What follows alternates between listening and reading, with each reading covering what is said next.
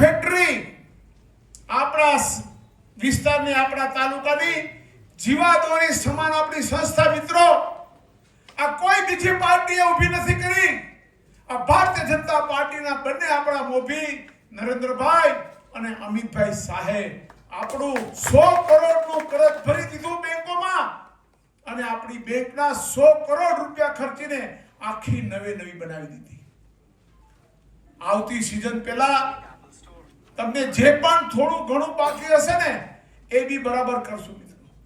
આખા તાલુકામાં અમે રખડીએ છીએ, શેરડીના ખેતરો ભરાઈને 6 મહિના ચાલે એટલી શેરડી વાવી દીધી.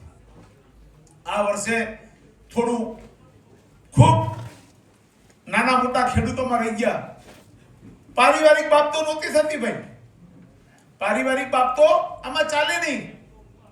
હું એટલા માટે કહું, આપણા 80-90-100 ખેડૂતો થોડી શેરડી રહી ગઈ. સૌથી વધારે શેરડી કોની રહી ગઈ ખબર છે?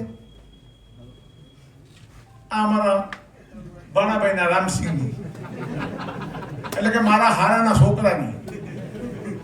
જો આઈપીએલમાં મારું જ બધું હાલે તો એ પીલાઈ જાવી જોઈએ ને વેલા. એવું નથી થયું મિત્રો.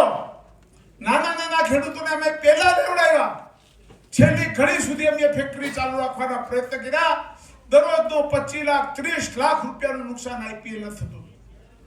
અમે પછી કીધું કે તમે હવે જો જેટલું ચલાવી શકતા હોય એટલું ચલાવવા. ખેડૂતોનું શું કરશું? જે વસ્તુ બી રાબડામાં પણ જેટલી દેવાની આ વર્ષે થોડી તકલીફ પડી છે એ અમે સ્વીકારીએ છીએ, પણ આવતા વર્ષે એવું કાંઈ તમને નહીં થાય મિત્રો. આ વાત હું તમને એટલા માટે કહું છું કે સહકારી સંસ્થાને પણ બચાવવા માટે ભારતીય જનતા પાર્ટી મેદાનમાં આવી. આજ દી સુધી તમે ક્યાંય સાંભળ્યું કોંગ્રેસના રાજમાં કે કોઈ પણ સહકારી સંસ્થા બંધ પડી ગઈ હોય અને એને ચાલુ કરવા માટે રાજ્ય સરકાર અને કેન્દ્ર સરકાર પૈસા આપે? આ પહેલો બનાવ. યુપીમાં બંધ પડી ગઈ, બધી ચાલુ કરી. અહીંયા ચાલુ કરી ગુજરાતમાં, વલસાડ, કોડીનાર, તાલાલા, આ બધી ફેક્ટરીઓ ભારતીય જનતા પાર્ટીએ ચાલુ કરી. ભાજપની લહેર ગામ શહેર મારે, ગામ શહેર મારે.